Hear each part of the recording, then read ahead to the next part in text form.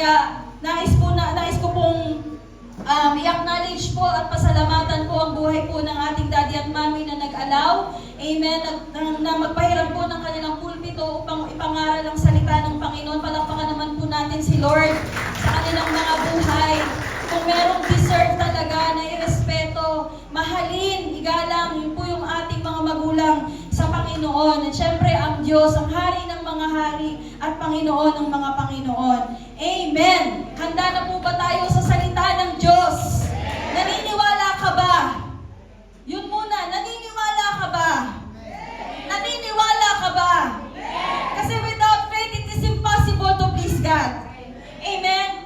Sabi ng Biblia sa verse 2 ng Hebrews 11, "For by faith, the elders obtained a good testimony."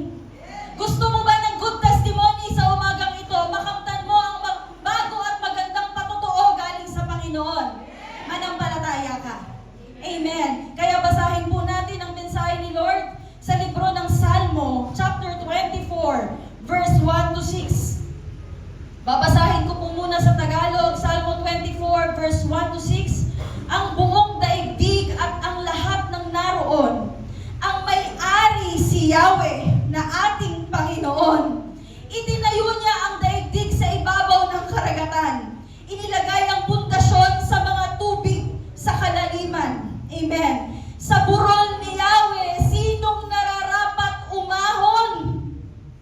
Sa banal niyang templo, sinong dapat pumaroon? Ang taong malinis ang buhay, pati ang isipan, hindi sumasamba sa mga Diyos-Diyosan, at hindi sumusumpa ng kasinungalingan. Bibigyan siya ni Yahweh ng pagpapala at kaligtasan. Ipahayag siya ng Diyos na walang kasalanan."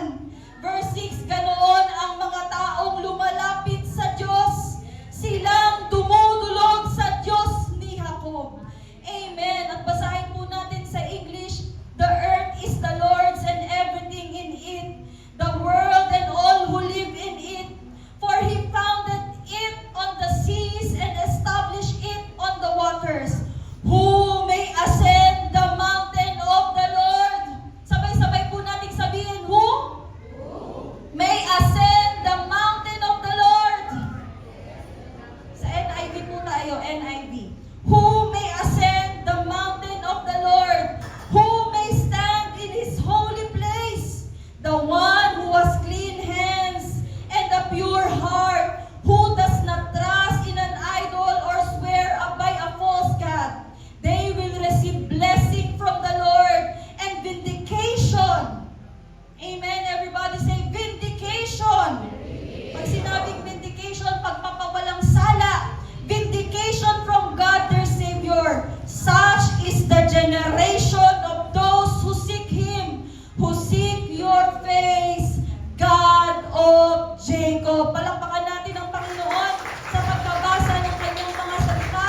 Sa oras na to, ang mensahe po ng Panginoon ay pamamagatan po natin. Marami po yung title natin eh.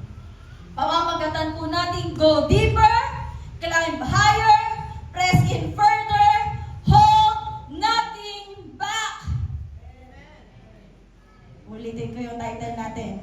Ang mensahe po ng Panginoon ay pamamagatan po natin, "Go deeper, climb higher, press in further, hold nothing back."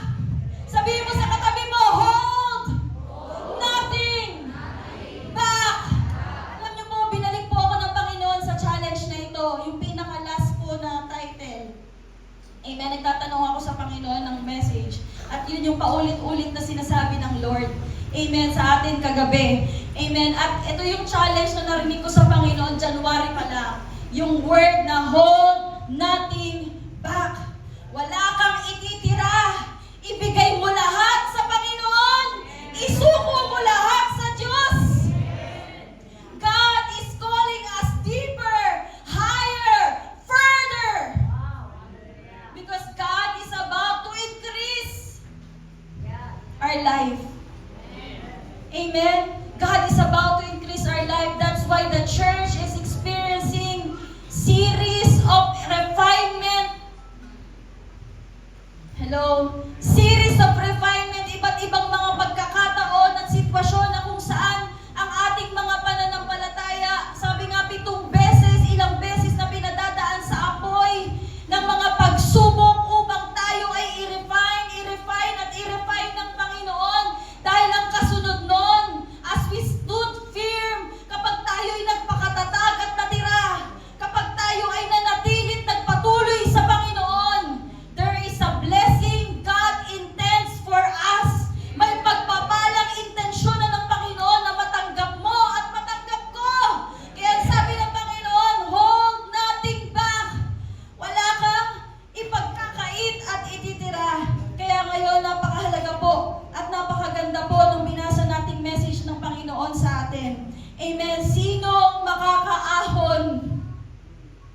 pwede mo bang tanungin ngayon sa katabi mo? Sinong makakaahon sa bagsak nating kalalagayan, sa mahina nating sitwasyon? Amen? Tayo'y gatuldok lang sa mata ng Panginoon. Tayo'y maliit lang. Kung ikukumpara, sa totoo lang, marami bang mas magaling, mas mabait, mas banal, mas maayos ang buhay. Kaya ngayong umaga, sinong makakaahon sa bundok ng Panginoon? Sinong makakatayo sa harapan ng Diyos? Makakatayo sa presensya ng Panginoon? Alam niyo po, napakahalaga at kinumpirma ng Panginoon ang kanyang mga salita. Kaya pala yun ang message ni Lord. Yung kahalagahan ng pag-akyat sa presensya ng Panginoon. Kasi hindi lahat ng lumalapit, hindi lahat ng tao ay nakakaranas. Hindi lahat ng tao ay nakakaakyat talaga sa pinaka-presensya ng Panginoon. Kung saan tahimik, payapa, puno ng kagalakan. Walang kaguluhan. Woo! Kaya may tatlo po tayong pag-aaralan. Ito po yung narinig ko sa ating pong bishop. Amen. Na habang nag-aaral po ako gabi, ito po yung pinakita sa akin ng Panginoon na ituro. Amen. 3 levels of experience in the presence of God. Amen. Basahin po natin, kukunin po natin yung ating, yung verse po nito, yung reference po natin sa Exodus. Amen. 3 levels of experience in the presence of God. Sa Mount Sinai, may progression at yung call into deeper intimacy. Mas malalim pang pagkilala at pagkaranas sa Panginoon. Number 1 is the outer court. The outer court is the foot of the mountain. Amen? Basahin natin ang Exodus chapter 19, verse 16 to 19. Kinaumagahan ng ikatlong araw, humulog at kumidlat. At may makapal na ulap na tumakip sa bundok at narinig ang malakas na tunog ng trumpeta. Nanginig sa takot ang lahat ng tao sa kampo. Verse 17, pagkatapos dinala ni Moises sa labas ng kampo ang mga tao para makipagkita sa Diyos. Sabihin mo, nandito ka ngayon para makipagkita sa Diyos. Sabihin mo sa katabi mo, nandito ka ngayon para makipagkita sa Diyos. Sino mang ginamit ng Panginoon para makarating ka, ikaw'y nakarating dito upang makipagkita sa Diyos. Pero sila, tumayo sila, nandun lang sila sa paanan ng bundok. Amen? At tumayo sila sa paanan ng bundok, verse 18. Nabalot ng usok ang bundok ng Sinai dahil bumaba roon ang Panginoon sa anyo ng apoy. Pumaitaas ang usok, kagaya ng usok na nanggaling sa hurno at nayanig ng malakas ang bundok, verse 19. At lalo pang lumakas ang tunog ng trumpeta. Nagsalita si Moises at sinagot siya ng Panginoon sa pamamagitan ng kulog. Makita po natin dito yung pagbaba ng banal na presensya ng Panginoon. At si Moises bilang leader ng mga kwakwak. Amen. Bilang leader ng mga tao, amen, dinala niya yung mga tao dahil nais niya na makita ng mga tao yung pagbaba ng presence of God. Pero ito yung first level of encounter.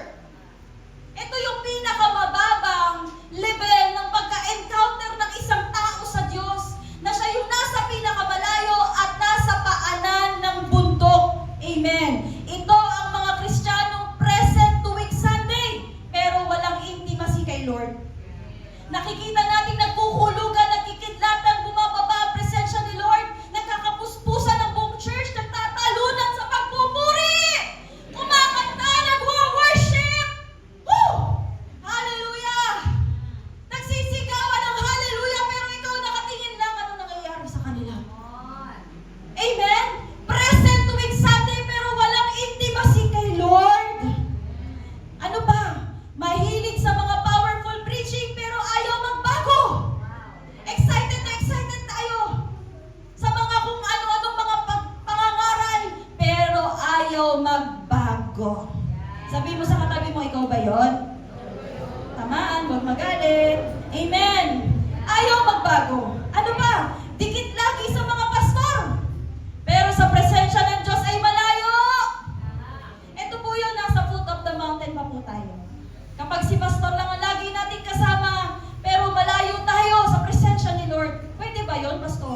Lagi ako kadikit ni Lord, ni Pastor, pero malayo ako kay Lord, yes. Kapag may hidden sin tayo. Yes. Kapag meron tayong tinatago-tago. Amen?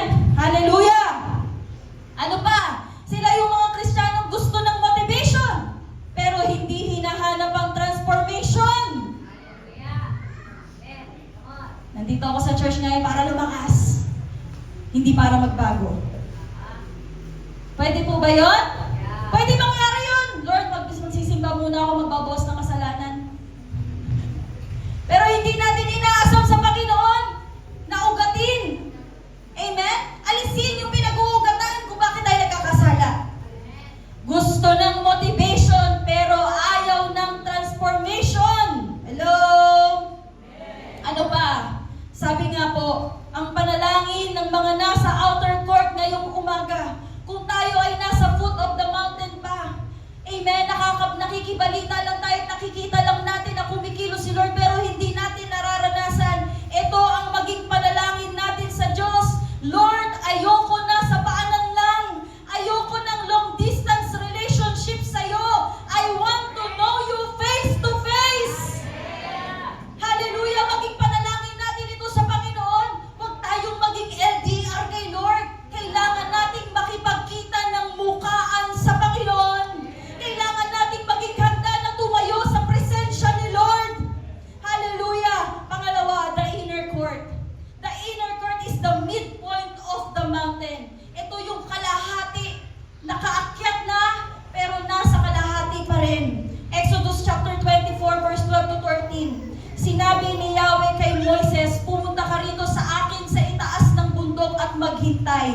Dahil ibibigay ko sa iyo ang malalapad na batong sinulatan ko ng mga kautusan at batas ko para ituro sa mga tao. Verse 13, kaya umakyat si Moises sa bundok kasama ang lingkod niyang si Josue. Amen. Si Moises ay umakyat sa tuktok, ngunit si Joshua ay naiwan. Naiwan siya sa midpoint. Marahil po, amen, tayo po ay nasa midpoint of the presence of God. Kapag sinabing midpoint, ito po yung mga Kristiyanong hindi pa totally surrendered. May mga isinuko ka na sa Panginoon pero hindi lahat. Ha? Napigin mo yung katabi mo. O hindi pa lahat. Amen? Hallelujah! Hindi pa lahat, hindi pa tuluyang surrendered. May desire na, pero kulang pa. Gusto mo lang. Hanggang doon na lang. Amen. May desire, pero kulang pa. Malapit na, pero hindi pa puspusan. Kapatid, magpatuloy ka sa Panginoon. Amen po. Kaya ang prayer natin ngayong umaga na mga nasa midpoint pa ng presensya ni Lord. Anong prayer natin? Lord, salamat sa mga mid-level encounters. Pero alam kong may higit pa. Sabihin mo, may higit pa, Lord. Meron pang higit na pagkaranas. Hallelujah. Ayokong ma-stop sa gitna. I want to go all the way. Hallelujah. Palakpakan natin ang Panginoon. At ito po yung pinaka-puso ng mensahe ng Panginoon sa ating mga nai-stuck sa gitna. At hindi tayo nakakapag-all out sa Panginoon. We need to go all the way. Maybe we are in the midpoint of the mountain. Amen. Kaya ang gulo-gulo. Ang gulo-gulo palagi. Chaos palagi. Chaotic. Palagi. Kasi wala tayo sa tuktok. Wala tayo sa tabi ng Diyos. Nandun tayo sa gitna ng mga tao na kung saan nagkakagulo sila.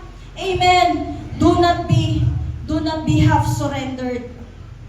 Be totally surrendered. Hold nothing back. Press in further. Go all the way. At yung pinakatuktok, amen, pangatlo, the Holy of Holies, and that is the top of the mountain. Doon pumunta si Moises, Exodus chapter 24, verse 15 to 18. Pagdating ni Moises sa itaas ng bundok, natakpan ng ulap ang bundok. Verse 16, at bumaba ang makapangyarihang presensya ng Panginoon sa bundok ng Sinai. At sa loob ng 6 na araw, natakpan ng ulap ang bundok. Sa ikapito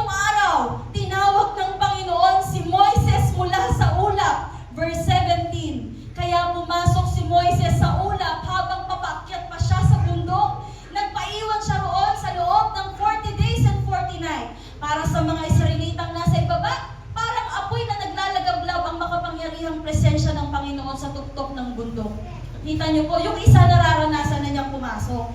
Yung mga nasa baba naman, nakikita lang nila, nanonood lang sila. Ang nakikita lang nila parang, alam niyo yun, apoy. Pwede pala yun, no? Yung nandun, you can miss out God kahit nandun ka na sa mismong lugar kung nasan siya. You can still miss out God. Pwede palang nasa church tayo, but you can still miss out God. Pwede palang ikaw yung ayos na ayos sa lahat.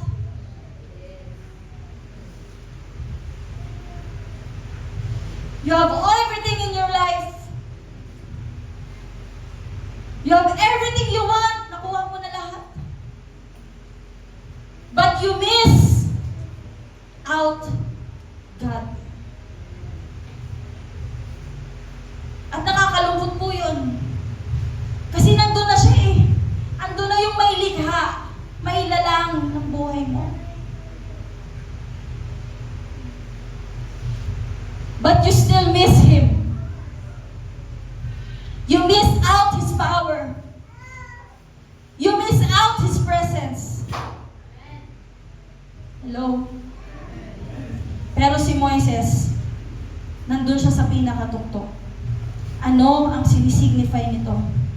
Few enter here because it requires death to self. Kamatayan sa sarili. Sa sariling kagustuhan. Sa sariling laman. Consecration and hunger for God above all else. Ito ang kapalit ng pag-ahon sa pinaka-presensya ng Panginoon. Nakalimutan natin ang ating mga sarili na magpalinis tayo ng mga puso natin sa Panginoon at talikuran natin ang ating mga kasalanan at mga kahinaan. Kahit yung mga pinaka-issue ng kasulok-sulukan ng puso natin ay kailangan nating isuko sa Panginoon. Yung mga bagay, mga unconfessed sins, we need to confess before the Lord because that is the cause of ascending to the holy presence of the Lord. Amen. Yung gutom sa Panginoon, they minister from His presence, not just for His presence. Mula sa presensya ng Diyos, hindi lang para sa presensya ng Diyos. Amen. Ilan ba sa atin dito yung tumatayo, nagpapaawit, tumutugtog para sa presensya ni Lord? Pero kakaunti na lang yung tumutugtog, umaawit, nangangaral, nananalangin, galing sa presensya ng Panginoon. Hindi pwedeng para lang sa presensya ni Lord, dapat galing sa presensya ni Lord. Kasi ito yung naranasan ni Moises. Amen. Kaya ang prayer po natin, Lord, I want the top of the mountain. I want your glory. Sabi mo sa katabi mo, Lord, I want your glory. Sabi mo sa katabi mo, ito yung prayer natin, Lord, I want your glory. Ilatag mo ang kaluwalhatian mo sa lugar na to. Amen. I want your glory. I'm not satisfied na mababaw na pagiging Kristiyano. Amen. I'm not satisfied na maging mababaw na Kristiyano lamang ako. Take me deeper, higher, further. I want you more than anything. Palakpakan natin ang Panginoon. Pero bago ang lahat, tatandaan natin na Exodus chapter 19 verse 12, ang Diyos ang naglagay ng boundary. Kung bakit may mga hindi nakapanhi, dahil nagbigay si Lord ng limitasyon. Hindi lahat pinayagan ng Diyos. Kasi mamamatay eh. Kapag pinayagan niya lahat ng mga taong umakyat sa pinakatuktok, may mga taong hindi nila makakayanan yung glory ng Panginoon at mamamatay sila. Kaya sabi po doon, sinabi ng Panginoon kay Moises, pumunta ka rito sa itaas, sa bundok at maghintay dahil ibibigay ko sa iyo ang malalapad na patong sinulatan ko. Yun po yung binasa natin kanina. Amen. It is the Lord who sets the boundaries. Amen. Set boundaries for the people all around the mountain. Exodus 19 po yun, verse 12. 19, verse 12. Set boundaries for the people all around the mountain. Whoever touches the mountain shall be put to death. Ganon katindi. Yung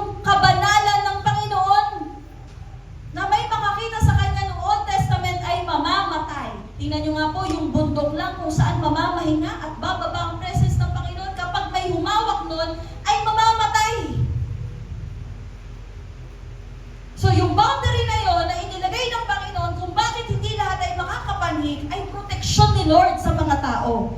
Amen. Kaya ang tanong, paano tayo ngayon makakaakyat sa pinaka-presensya ng Lord, sa bundok ng Diyos? Kaya po sabi nga ng Psalms 24 verse 3 to 4, who may ascend the mountain of the Lord, who may stand in His holy place, the one who has clean hands and a pure heart, who does not trust in an idol or swear by a false god.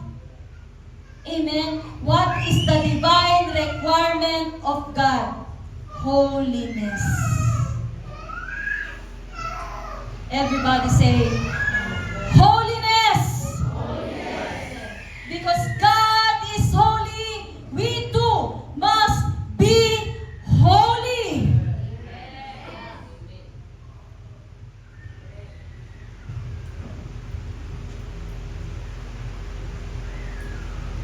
What is your requirement, Lord? How can I see your presence? How can I touch the hem of your presence? Kasi doon ako lalakas, Lord. Doon ako marerestore, Lord. Paano ako makakarating sa presensya mo? Holiness! Paano ako makakaalis sa bisyo ko, Lord? Paano magkakaroon ng pagbabago ang pamilya ko, Lord? Paano ako maaalis sa miry pit of clay? Holiness! How can I see you, Lord? Holiness!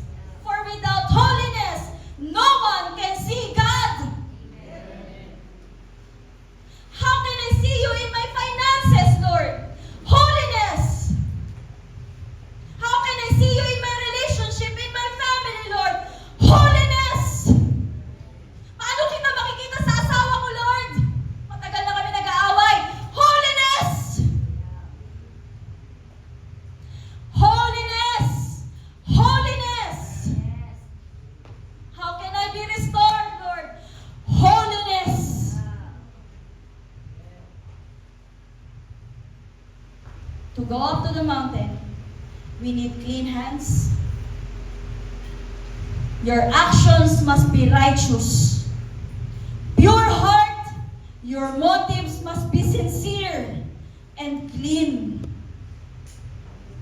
Ang mga motibo natin malinis. Loyal devotion. Walang idolatry, walang double life. Grabe ang higpit po. Wala na talagang makakapasok. God sets the requirements, but He also provides the way. Ang Diyos ang naglagay ng prerequisite, ng requirement, ngunit Siya rin ang gumawa ng paraan upang tayo'y makapasok, upang tayo'y makausad at hindi ma-stuck sa buhay na ito. Christ is the way into the most holy presence of God. Amen? Kaya yung topic po natin last week, God will break it open.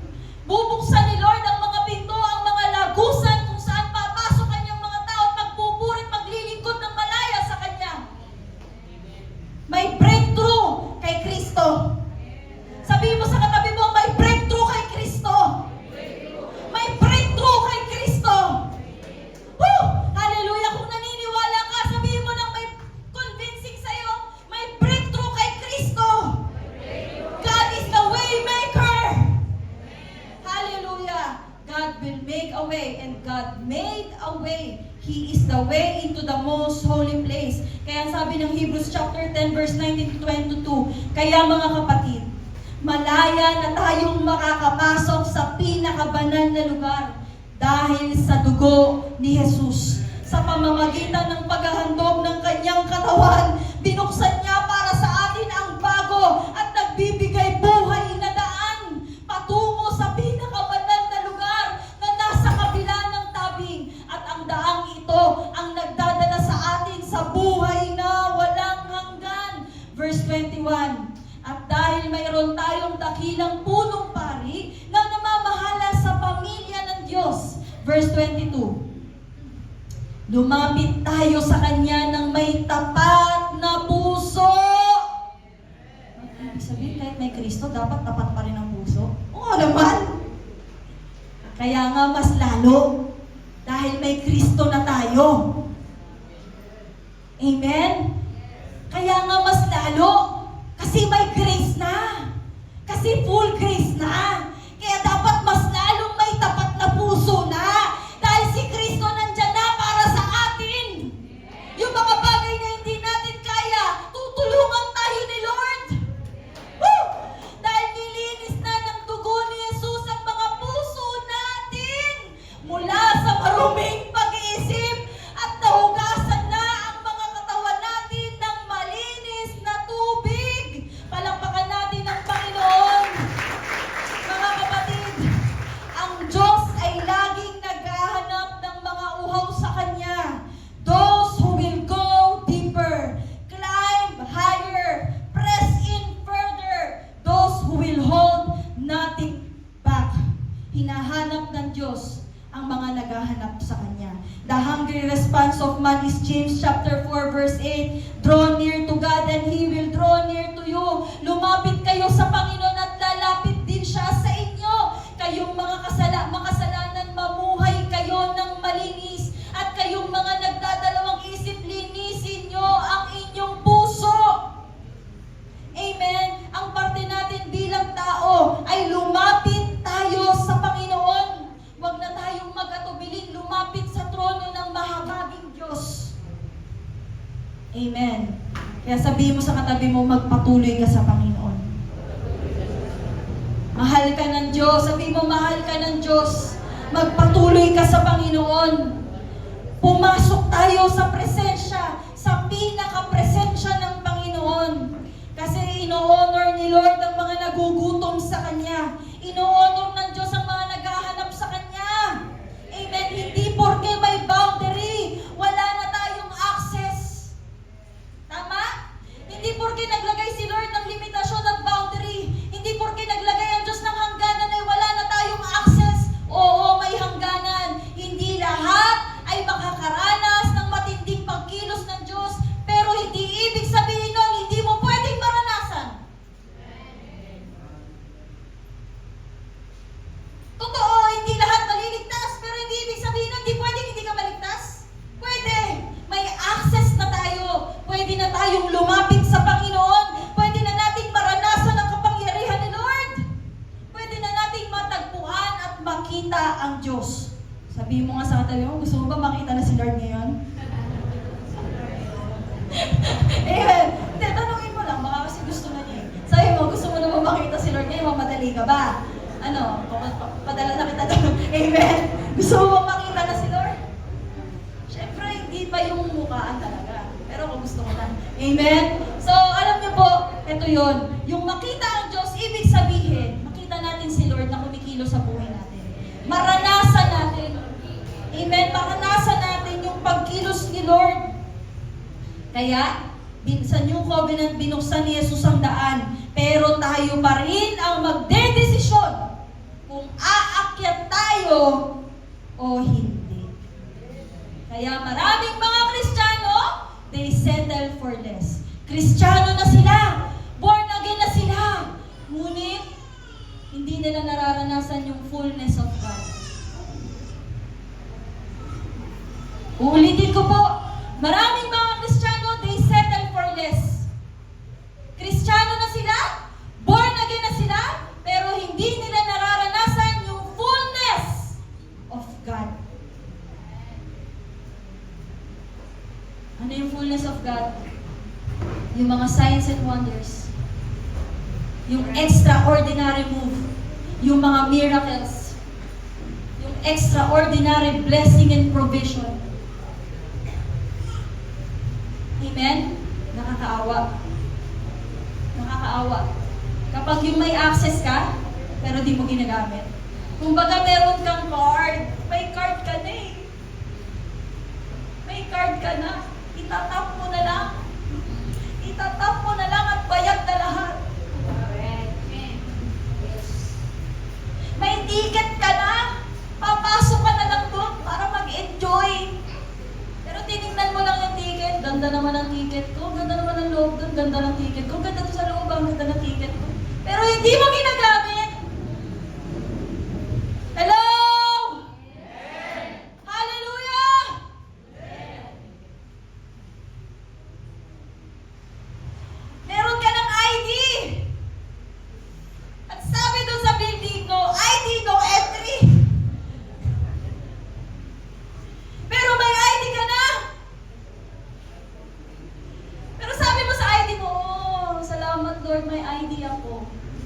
Salamat Lord, may idea po.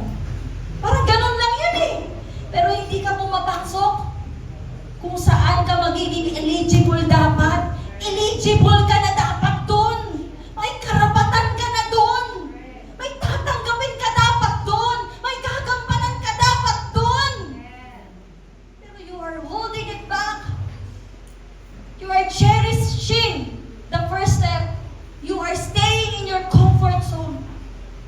You cannot experience the fullness, the fullness, the fullness, the fullness of the power of God. Because you are stuck. Hello? Are you there? Kaya mga kapatid, lahat ay inaanyayahan, pero hindi lahat ay umaakyat. Amen. Lahat ay may access dahil kay Jesus. Pero totoo, hindi lahat ay nauuhaw. Hindi lahat hinahanap talaga si Lord. They were given access, but they do not look for the Lord. The presence of God is now open. Nasaan ka ngayon sa bundok ng Panginoon? Nasaan ka na ngayon sa buhay mo? Amen? Kaya sabi ng Isaiah chapter 2 verse 3, people from many nations will come and say, come, let us go up to the mountain of the Lord, to the house of Jacob's God. There He will teach us His ways, and we will walk in His paths. Palakpakan natin ang Panginoon. Huwag po kayong mag-alala, malapit na po akong matapos. Wala na po akong puntos, kundi mga verses na lamang po. Amen. Yung message po ng Panginoon, alam ko po na sinasabi ng Panginoon na gusto ni Lord na lumakas tayo. Amen. Kaya kagabi pa ako nag-iisip at nag-aaral, naghahanap ng verse para sa strength. Kasi yun ang kailangan ng tao. Yun yung pinapakita sa atin ng Panginoon na dapat ipangaral about strength. Pero dito pa rin tayo binabalik ni Lord sa presence of God. Kasi ang totoo, hindi natin kayang lumakas nang wala ang presensya ni Lord. Hindi natin kaya. Hindi natin kayang mapagtagumpayan ang kahit na ano pa mong bagay. Ang lahat ng gulo. Pagtitripan lang tayo ng demonyo. Paglalaruan lang tayo ng sitwasyon. Magiging alipin lang tayo ng realidad kung hindi tayo papasok sa presensya ni Lord. Katulad ng bundok na yon, makikita natin nagkakagulo sa baba, ang ingay-ingay. Kasi nasa baba lang sila, ayaw nilang bumalik. If your life is in turmoil, chaotic today, magulo, walang peace, hello, maraming kagipitan. Hallelujah. Hallelujah. Magbabayaran na. Amen. Di ba? Minsan, alam niyo po, pansinin niyo po kami pag end of the month na, nag-iiba na yung tsura namin. Amen. Alam mo na yan, may babayaran. Amen. Kayo din naman, tama? Ayan na yung mga panahon na magbabayad na tayo ng Meralco, magbabayad ng sasakyan, magbabayad ng, ano pa ba yan, Maya Credit, Sibang, S-Loan, ano pa? Amen. So, ang gulo! Tama? Ang gulo! Minsan gusto mo na lang sumigaw, ang gulo! Ang gulo talaga! Tapos mag-iisipin mo naman, wala akong magawa, walang solusyon. Pero as you dig deeper into the Word of God, pinakita ng Lord, this is the solution. Go up to the mountain. Ascend to the presence of God. Who will ascend to the mountain?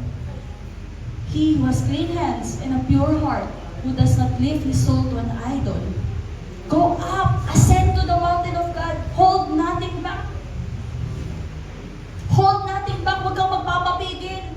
Huwag kang magpapapigil. Magpatuloy ka lang. Umakyat ka sa presensya ng Panginoon, because in the presence of God, there is peace. There is liberty. There is clarity. Sa mga oras na nalalabungan tayo, in the presence of God, there is clarity.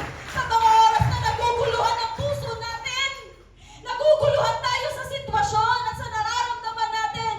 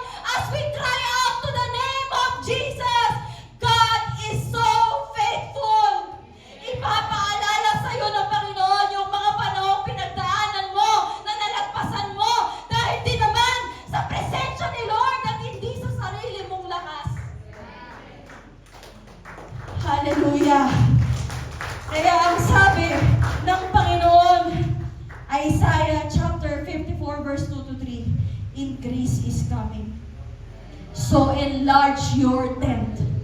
God is not requiring you to enlarge the land where your tent dwells. Hindi niya sinasabi na palakihin niyo yung lupa kung nasaan ang inyong templo, ang inyong tirahan. Ang sabi ng Panginoon, yung mismong tinitirahan mo, ang palakihin mo. Ibig sabihin, yung mismong sarili mo, ang kailangan mong i-enlarge, i-expand. Ang kailangan mong mag-grow. Kasi yung paligid mo, mag-grow yan pagkatapos mong mag-grow. Susunod ang lahat kapag nag-grow ka na. Hallelujah!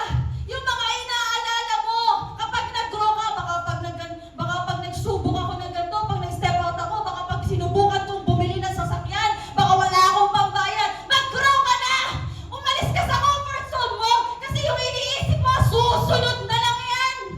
Yung lupain, ang Diyos ang magpapalaki! Ang kailangan mong palakiin yung sarili mo, yung tent mo, yung pananampalataya mo, yung pagtitiwala mo sa Panginoon. Hallelujah! Enlarge your tent! Add extension to your dwelling.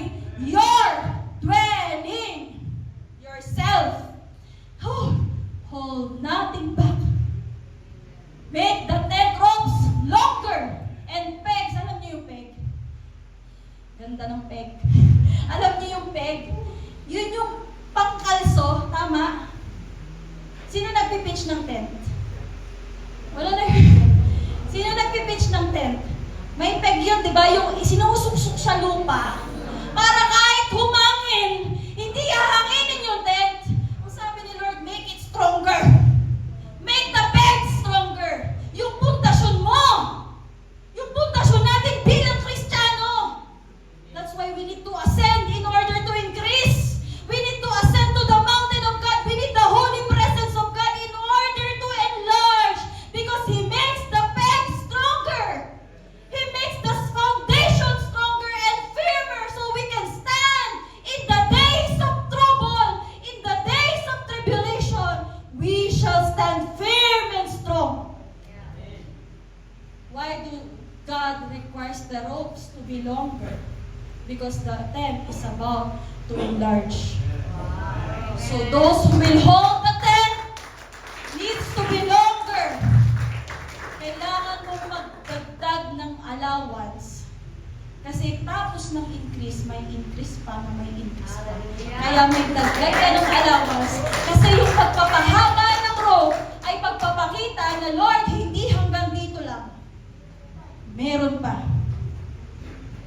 Kaya challenge ng Lord, never go back and do not hold back.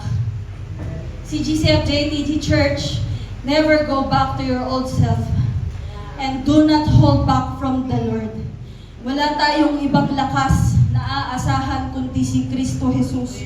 Siya ang pundasyon ng buhay natin. Siya ang pundasyon ng mga paglilingkod natin. Walang iba kundi si Kristo Jesus. At ito naman ang sabi ng Panginoon sa kanilang mga nag-a-ascend, sa kanilang mga nauuol, naghahanap.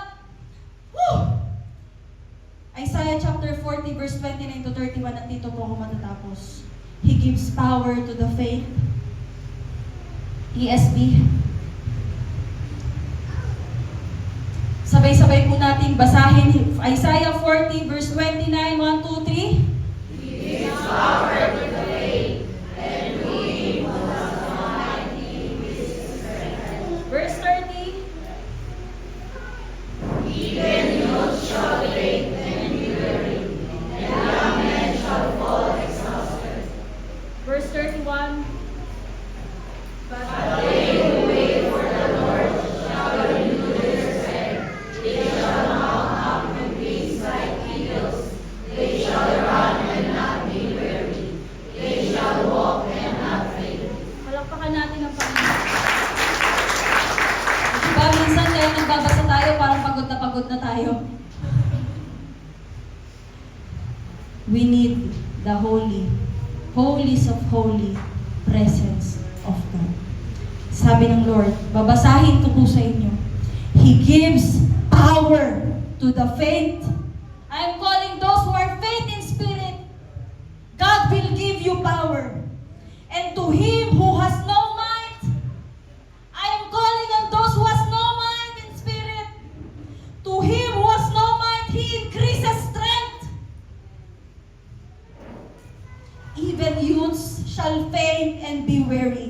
and young men shall fall exhausted. But they who wait for the Lord shall renew their strength. They shall mount up. They shall mount up. Uulitin ko, silang mga naghihintay sa Panginoon, silang mga nagtitiwala sa Diyos, they shall mount up. Their wings like eagles, they shall run and not be weary. They shall walk and not faint. Palakpakan natin ang hari ng mga hari. Kaya our prayer this morning, Lord, I don't want just the promised land. I want you, Lord. I want your presence. I want your spirit, Lord. I want you, Jesus. Amen. Sino po yung handa na hindi manatili sa foot of the mountain, hindi manatili sa mid of the mountain, but those who want to go to the top of the mountain and meet God. Amen. Tayo pong lahat ay pumalakpak at patuloy po natin gagawin ng ating mga